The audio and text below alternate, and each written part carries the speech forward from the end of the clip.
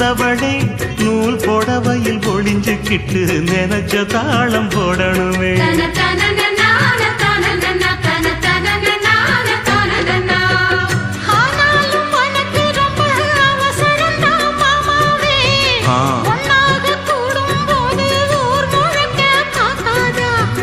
பார்த்தாலும் தவறு இல்ல பனியுறங்கும் ரோசாவே, உன்னால சொத்த வச்ச மூக்குலதான் வைக்காத.